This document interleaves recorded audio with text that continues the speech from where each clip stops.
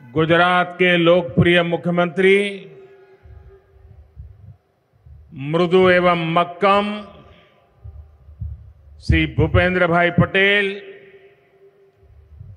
संसद में मेरे वरिष्ठ सहयोगी और नवसारी के ही सांसद, और आप लोगों ने पिछले चुनाव में हिंदुस्तान में सबसे ज्यादा वोट देकर के जिनको विजयी बनाया और देश में नवसारी का नाम रोशन किया, ऐसे आप सबके प्रतिनिधि श्री सी.आर. पाटिल,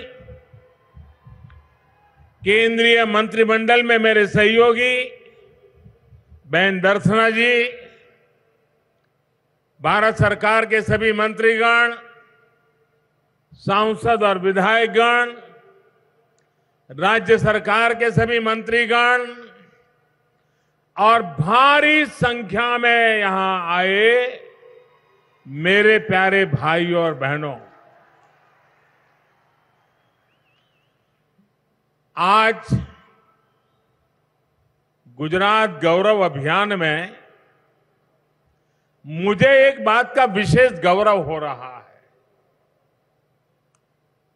और वो गौरव इस बात का हो रहा है कि मैंने इतने साल मुख्यमंत्री के रूप में काम किया, लेकिन कभी भी आदिवासी क्षेत्र में इतना बड़ा कार्यक्रम मेरे नसीब नहीं हुआ था। आज मुझे गर्व इस बात का हो रहा है कि गुजरात छोड़ने के बाद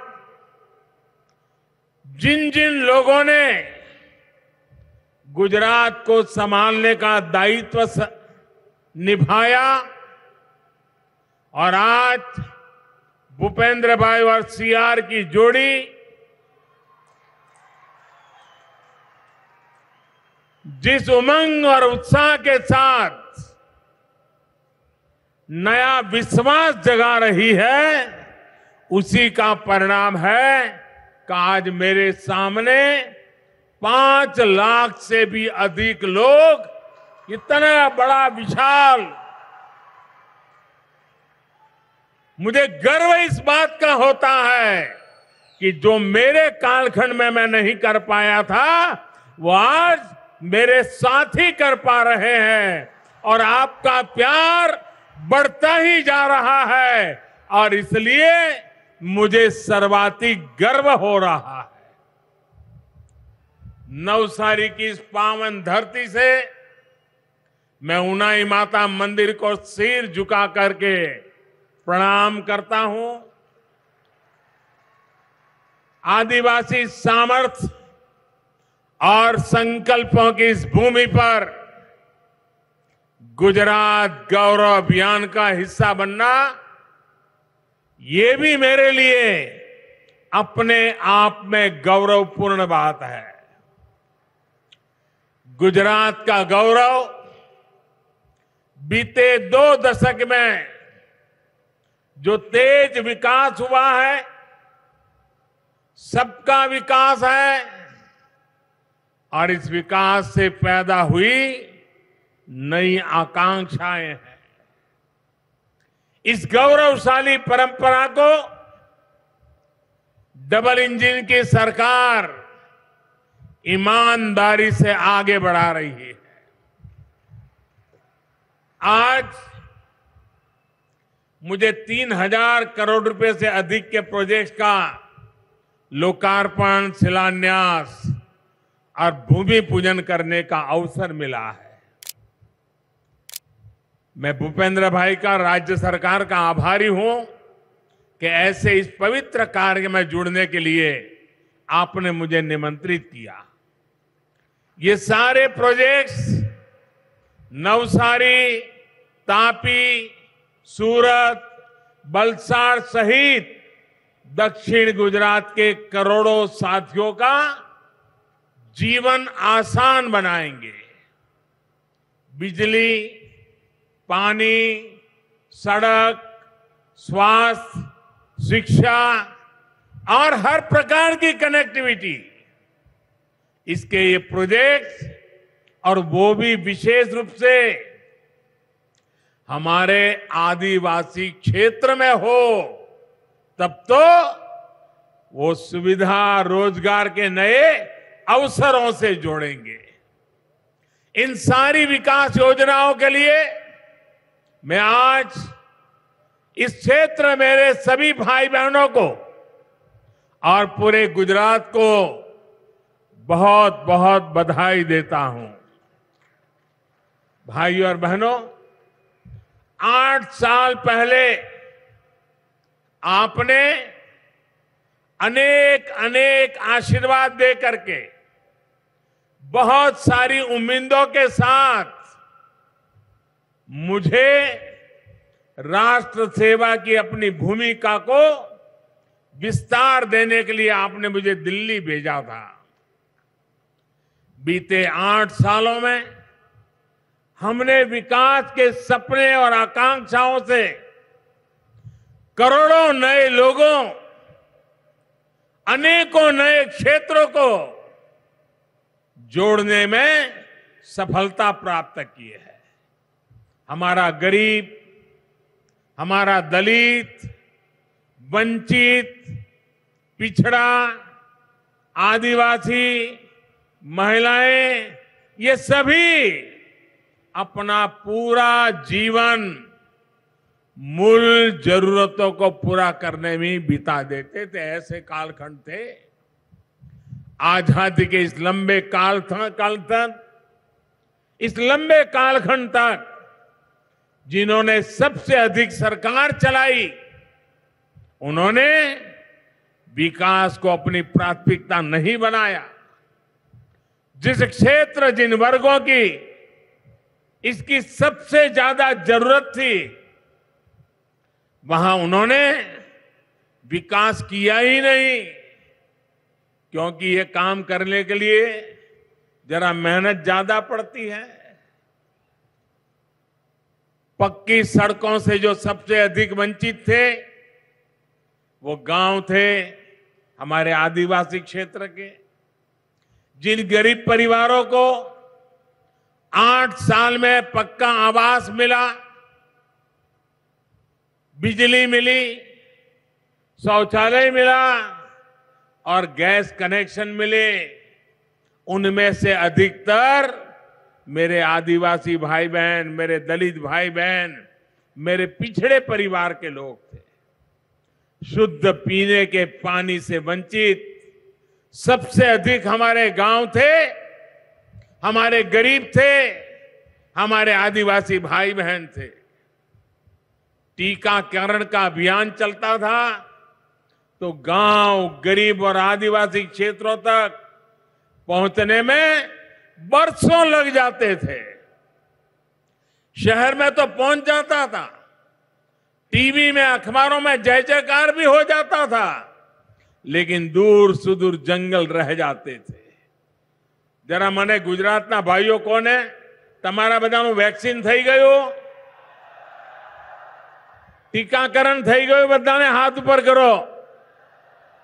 બધાને મફતમાં થયું કે ના થયું? પૈસા આપવા પડ્યા?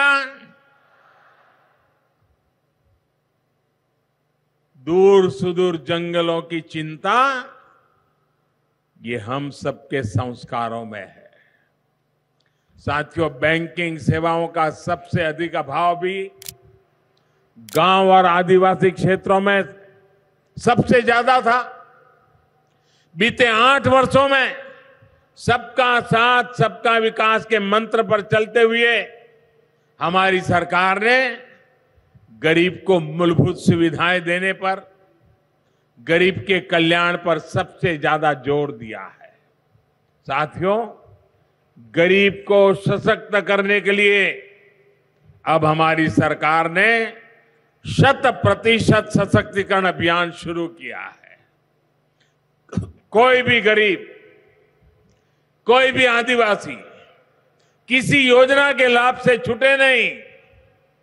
जो योजना उसके लिए बनाई गई है उसका लाभ उसे जरूर मिले। अब दिशा में हमारी सरकार तेज गति से काम कर रही है। साथियों, यहां मंच पर आने से पहले, और मुझे यहां आने में जरा विलंब भी हुआ क्योंकि मैं कुछ देर पहले इसी हमारे क्षेत्र के आदिवासी भाई बहनों से उनके सुख दुख की बातें सुन रहा था, उनके साथ पूछताछ कर रहा था। सरकार की योजना के संबंध में जो लाभार्थी हैं उनको उससे क्या लाभ मिला, मैं समझने का प्रयास कर रहा था। जब जनता जनार्दन से इस तरह संपर्क होता है तो विकास के लिए समर्थन उतना ही बढ़ता है। गुजरात की डबल इंजन की सरकार 100% सशक्तिकरण के अभियान में पूरी ताकत से जुटी है। मैं भूपेंद्र भाई, CR पाटिल और उनकी पूरी टीम को बहुत बहुत बधाई देता हूं। અને આજે જ્યારે ઘણા લાંબા સમયે ચીખલી આવ્યો છું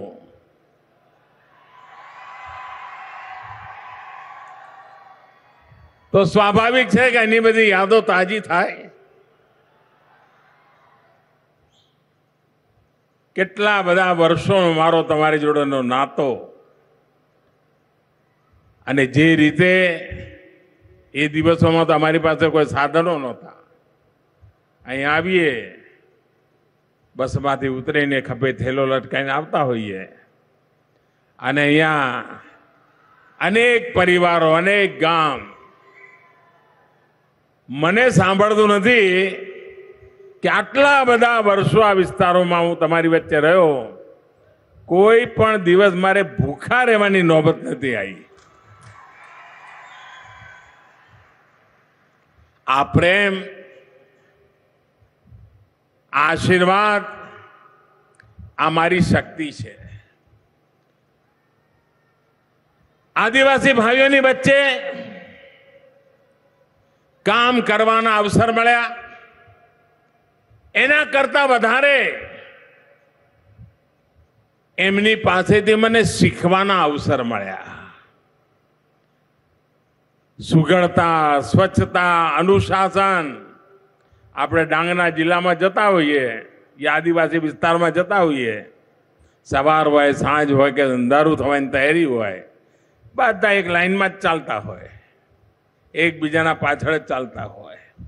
અને આ મસ્તું નથી, બહુ સમજદારીપૂર્વક કરતી એમની જીવન રચના છે।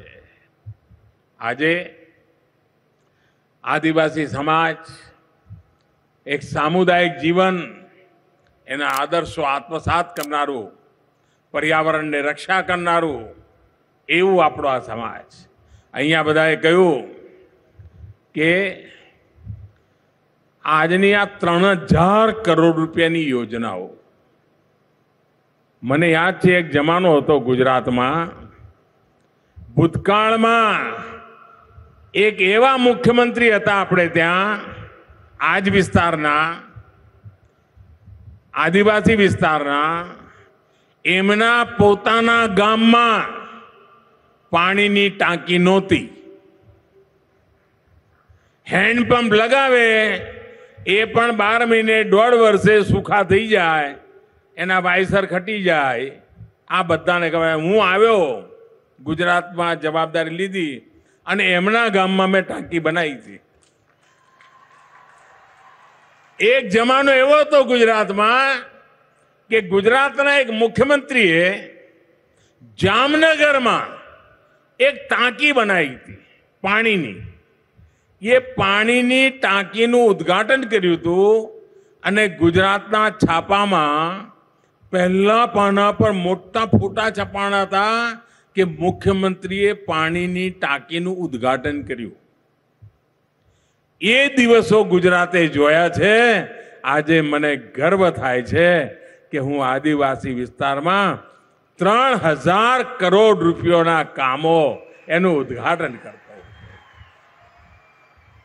અને આપણે ત્યાં તો કોઈ પણ કામ કરો એટલે કેટલાક લોકો ચાલુ જ પડી જાય, કે જોયું ચૂંટણી આવી એટલે કામ થાય છે, ચૂંટણી આવી એટલે કામ થાય છે. અમારા કાર્યકાળનો એક અઠવાડિયું કોઈ એવું શોધી લાવે, એક, આ મારી ચુનૌતી છે. મને સરકારની અંદર લગભગ 22-23 વર્ષ થઈ ગયા. એક અઠવાડિયું કોઈ શોધી લાવે કે જે અઠવાડિયામાં અમે કોઈ વિકાસનું નવું ન કામ કર્યું હોય એવું એક અઠવાડિયું ન મળે.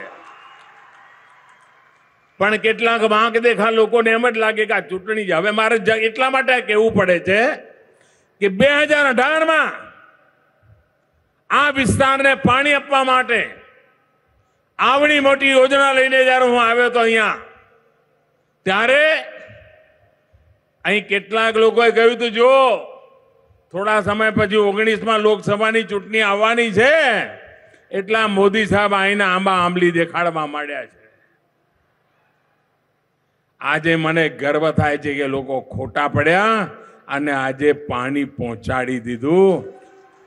કોઈને ગળે નહોતું ઉતરતું.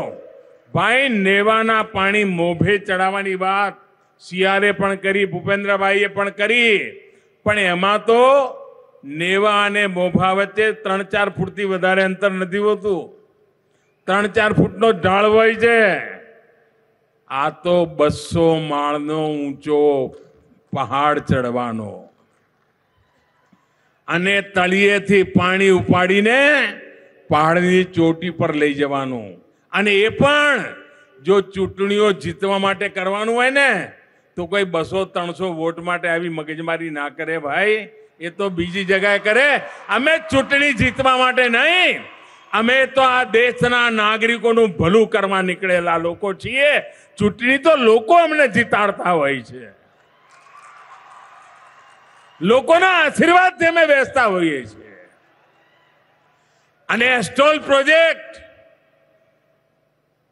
એન્જિનિયરિંગની દુનિયામાં સુરેન્દ્રનગર જિલ્લામાં ઢાંકીનું કામ, અને હું તો એન્જિનિયરિંગ યુનિવર્સિટીઓને, કોલેજોને, ટેકનિકલ વિદ્યાર્થીઓને કહીશ કે ઢાંકીમાં અમે જે નર્મદાનું પાણી ચડાવ્યું છે એવી જ રીતે અહીંયા અમે જે પાણી ચડાવ્યું છે આનો એન્જિનિયરિંગના કોલેજના વિદ્યાર્થીઓએ અભ્યાસ કરવો જોઈએ.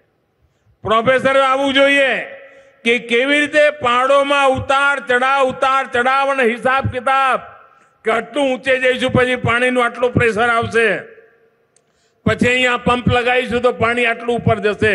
આ એક મોટું કામ થયેલું છે. અને આપણે ત્યાં, હું તો અહીંયા ધરમપુરના બીજા વિસ્તારોમાં ખૂબ સમય રહ્યો છું, સાપુતારામાં રહ્યો છું. કાયમ માટે અનુભવ કયો, વરસાદ ખૂબ પડે પણ પાણી આપણા નસીબમાં ના હોય, પાણી વહી જાય. અમે પહેલી વાર નક્કી કર્યું કે અમારા જંગલોમાં, ઊંચી ટેકરીઓ પર રહેતા છૂટા છવાયા અમારા આદિવાસી ભાઈઓ હોય યા જંગલ વિસ્તારમાં રહેતા અન્ય સમાજના ભાઈઓ હોય, એમને પાણી મેળવવાનો હક છે, પીવાનું શુદ્ધ પાણી પ્રાપ્ત કરવાનો હક છે. અને એના માટે અમે આવડા મોટા અભિયાન ઉપાડ્યા છે. આ ચૂંટણીઓ માટે ઉપાડેલા અભિયાન નહોતા. અને અમે કહેતા હતા કે જેનો શિલાન્યાસ અમે કરીએ ને એનું લોકાર્પણ પણ અમે જ કરીએ છીએ. અને આજે મારું સદભાગ્ય છે કે એ કામ પણ મને નસીબમાં થયું છે. એક કમિટમેન્ટ છે, પ્રજા માટે જીવવાનું, પ્રજા માટે ખપવાનું. રાજકીય આટા પાટાની અંદર સમય બરબાદ કરનારા અમે લોકો નથી. અમારે મન સત્તામાં બેસવું એ માત્ર ને માત્ર સેવા કરવાનો એક અવસર સમજીએ છીએ. જનતા જનાર્દનનું ભલું કરવાનો અવસર સમજીએ છીએ. કોવિડની આફત આખી દુનિયામાં આવી, પણ આટલા બધા વેક્સિનેશનના ડોઝ આપનારું એકમાત્ર દેશ હોય તો હિન્દુસ્તાન છે. 200 કરોડ ડોઝ. આજે સાંડલપોર, ખેરગામ, રૂમલા, માંડવી પાણી આવે ને એટલે કેટલી મોટી તાકાત આવતી હોય છે ભાઈ. અને આજે કેટલા બધા શિલાન્યાસના કામો થયા છે.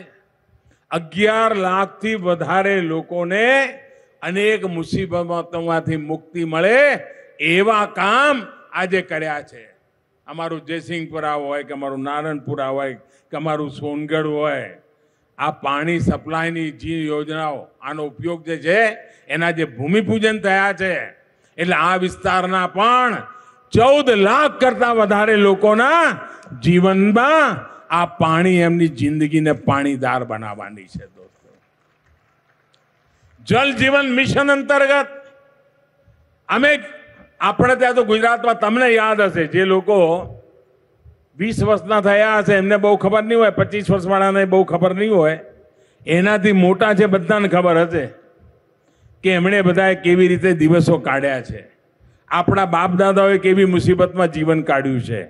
અને હવે મારે આપણા બાપ દાદાઓને જે મુસીબતમાં જીવવું પડ્યું ને, મારે નવી પેઢીને એવી મુસીબતમાં જીવવા નથી દેવી.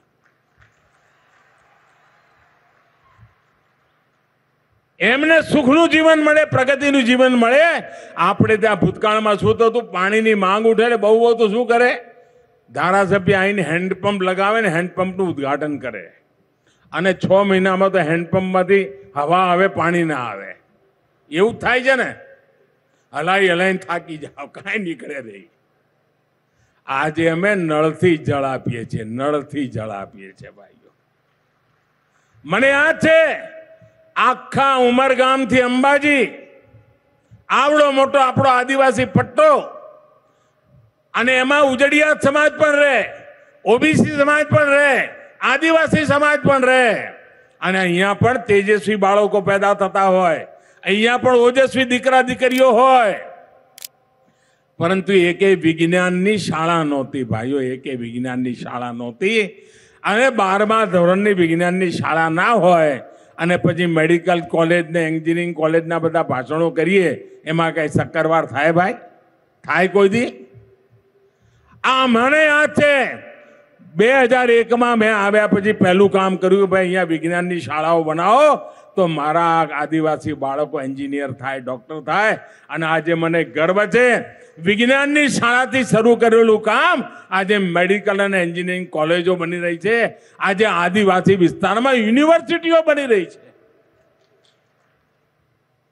ગોવિંદ ગુરુના નામે યુનિવર્સિટી, બિરસા મુંડાના નામે યુનિવર્સિટી, આદિવાસી પટ્ટામાં યુનિવર્સિટી.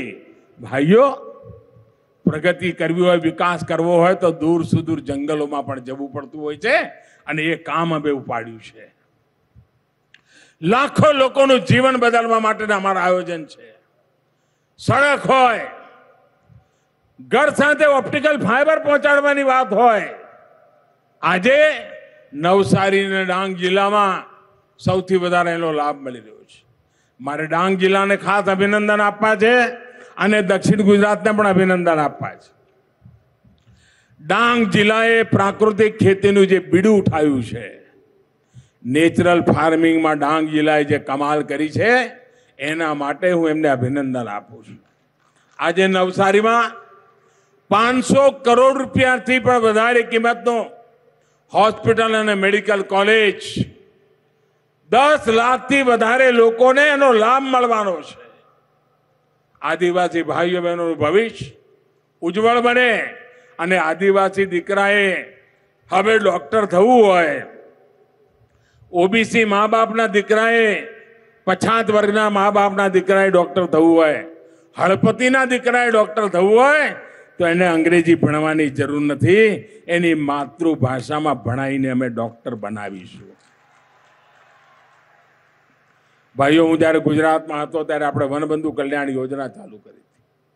આજે વનબંધુ કલ્યાણ યોજનાનું 4થું ચરણ અમારા ભૂપેન્દ્રભાઈના નેતૃત્વમાં ચાલી રહ્યું છે, અને 14,000 કરોડ રૂપિયા. ભાઈઓ, વિકાસ કેવી રીતે આગળ વધતા પહોંચતો હોય છે એના આ ઉદાહરણો છે, અને એ કામ આજે ભૂપેન્દ્રભાઈની સરકારના નેતૃત્વમાં થઈ રહ્યું છે. ભાઈઓ બહેનો, અનેક ક્ષેત્રો એવા છે. અમારા આદિવાસી ભાઈઓ, નાના નાના ભાઈઓ બહેનો, મને યાદ છે મેં અહીંયા વાડી પ્રોજેક્ટ ચાલુ કર્યો હતો વલસાડ બાજુ. આ વાડી પ્રોજેક્ટને જોવા માટે અમારા અબ્દુલ કલામજી, ભારતના રાષ્ટ્રપતિ હતા, એમનો જન્મદિવસ ઉજવ્યો હતો, અને અહીંયા આવીને વાડી વિસ્તારની અંદર એકલા એક આખો દાડો રોકાણા અને વાડી પ્રોજેક્ટ શું છે એનું અધ્યયન કરીને મને આવીને કહ્યું હતું કે મોદીજી તમે ખરેખર ગામડાના લોકોની જિંદગી બદલવાનું પાયાનું કામ કરી રહ્યા છો અને વાડી પ્રોજેક્ટ મારા આદિવાસીઓની અડધો એકર જમીન હોય, ખાડા ટેકરાવાળી જમીન હોય, સાવ ટુકડો જમીન હોય, કાંઈ પાકતું ના હોય, બધી અમારી આદિવાસી બહેનો મહેનત કરતી હોય અને અમારા આદિવાસી ભાઈ તો હાજે જરા મોજમાં હોય પાછા. અને છતાંય એ વાડીની અંદર આજે ખેતીની અંદર કાજુની ખેતી અમારો આદિવાસી કરતો થાય. આ કામ આપણે થયું છે. ભાઈઓ બહેનો, વિકાસ સર્વાંગીણ હોય, વિકાસ સર્વસ્પર્શી હોય, વિકાસ સર્વદૂર હોય, વિકાસ બધા ક્ષેત્રોને આંબી જનારો હોય, એ દિશામાં અમે કામ કરી રહ્યા છીએ. અને એવા અનેક કામો આજે જ્યારે ગુજરાતની ધરતી પર થઈ રહ્યા છે ત્યારે ફરી એકવાર આપ સૌ આટલી વિશાળ સંખ્યામાં આવીને આશીર્વાદ આપ્યા. આ દ્રશ્ય જ ભાઈઓ તમારા માટે કામ કરવાની મને તાકાત આપે છે. આ માતાઓ બહેનોના આશીર્વાદ જ તમારા માટે દોડવા માટેની તાકાત આપે છે. અને આ તાકાતના આધારે આપણે ગુજરાતને પણ આગળ લઈ જવું છે અને હિન્દુસ્તાનને પણ આગળ લઈ જવું છે. ફરી એકવાર આપ સૌના આશીર્વાદ માટે આપનો ખૂબ ખૂબ આભાર. વિશાળ સંખ્યામાં આવીને આશીર્વાદ આપ્યા બદલ આભાર. હું રાજ્ય સરકારને પણ અભિનંદન આપું છું કે આવા પ્રોગ્રેસિવ કામ, સમયબદ્ધ કામ અને સમાજના છેવાડાના માનવી સુધી પહોંચવા માટેના કામ એમના દ્વારા થઈ રહ્યા છે. આપ સૌને ખૂબ ખૂબ અભિનંદન. ભારત માતા કી, ભારત માતા કી, ભારત માતા કી.